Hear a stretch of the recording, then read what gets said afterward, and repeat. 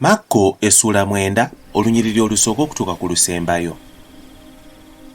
Awo Yesu n'agamba nti, mazima mbagamba nti ku bano abayimiridde wano waliwo abamu abatalirega ku kufa n'akatono okutuusa lwe baliraba obwakabaka bwa Katonda nga bujja n'amaanyi. Awo ennaku 6 bwe zaayitawo, Yesu n'atwala Peetero ne Yakobo ne Yokaana n'agenda nabo ku lusozi oluwanvu bokka ku makya. N'afuusibwa mu maaso gaabwe. Engoye ze ne zaakaayakana ne zitukula nnyo, so nga tewali muwozi ku nsi ayinza okuzitukuza bw'atyo. Awo Eriya ne Musa ne babalabikira, era baali boogera ne Yesu. Peetero n'addamu n'agamba Yesu nti, Labbi, kye kirungi ffe okubeera wano, kale tusiisire ensiisira 3, emu yiyo n'emu ya Musa n'emu ya Eriya. Kubanga yali tamanyi kyanaddamu, kubanga baali batidde nnyo. Awo ekire ne kijja ne kibasiikiriza, eddoboozi ne lifuluma mu kire nti, ono ye mwana wange omwagalwa, mumuwulire. Amangu ago okugenda okukyusa amaaso gaabwe nga tebalaba muntu mulala wabula Yesu yekka nabo. Awo bwe baali bakka ku lusozi, n'abakuutira baleme okubuulira omuntu yenna bye balabye okutuusa omwana w'omuntu lwalizuukizibwa mu bafu. Ne bakyekuuma ekigambo ekyo nga beebuuzaganya bokka nti, okuzuukira mu bafu kuliba kutya?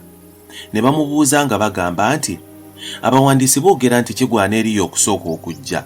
N'abagamba nti Eriya yasooka okujja, n'alongoosa byonna. Era kyawandiikibwa kityo omwana w'omuntu okubonyaabonyezebwa ebingi n'okunyoomebwa.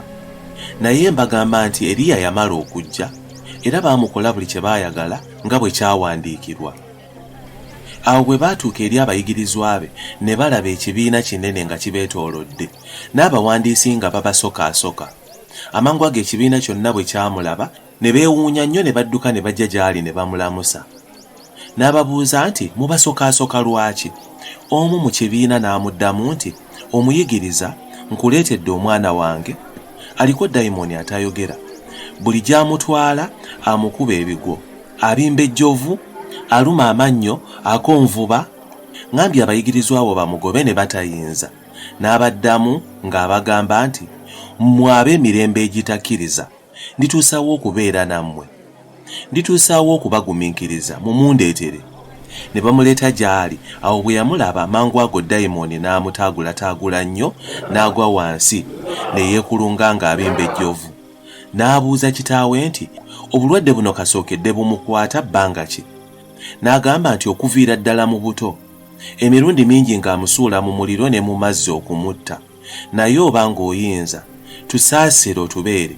Yesu n'amugamba nti, obanga oyinza, byonna biyinzika eri akkiriza. Amangu ago kitaawe w'omwana n'ayogerera waggulu ng'agamba nti, nzikirizza, saasira okukkiriza kwange. Awo Yesu bwe yalaba ng'ekibiina kijja kidduka, n'aboggolera dayimooni n'amugamba nti, gwe dayimooni atayogera era omuggavu w'amatu, nze nkulagira, muveeko, tomuddiranga nate n'akatono. Awo n'akaaba n'amutaagula nnyo, n'amuvaako n'afaanana ng'afudde. N'okugamba abalala bangi ne bagamba nti afudde. Naye Yesu n'amukwata ku mukono n'amuyimusa n'ayimirira. Awo bwe yayingira mu nnyumba, abayigirizwa be ne bamubuuza mu kyama nti, lwaki ffe tetwayinza kumugoba? N'abagamba nti engeri eno teyinza kugenda na kirala awatali kusaba na kusiiba. Ne bavaayo ne bayita mu Ggaliraaya, n'atayagala muntu yenna kutegeera, kubanga yali ayigiriza abayigirizwa be ng'abagamba nti omwana w'omuntu aliweebwayo mu mikono gy'abantu balimutta. Kale bw'alimala okuttibwa era waliyita ennaku 3 n'azuukira. Naye tebaategeera kigambo ekyo, ne batya okumubuuza. Ne batuuka e Kaperunawumu. Awo bwe yali ng'ali mu nnyumba n'ababuuza nti, mubadde muwakana ki mu kkubo? Naye ne basirika, kubanga baali bawakana bokka mu kkubo nti ani mukulu. N'atuula n'ayita 12 n'abagamba nti, omuntu bw'ayagala okuba ow'olubereberye anaabanga ku nkomerero ya bonna era muweereza wa bonna. N'addira omwana omuto n'amuyimiriza wakati mu bo. Awo n'amuwambaatira n'agamba nti, buli anakkirizanga omu ku baana abato alinganga ono mu linnya lyange ng'akkiriza nze, na buli muntu yenna nzikiriza nze, takkiriza nze wabula oli eyantuma.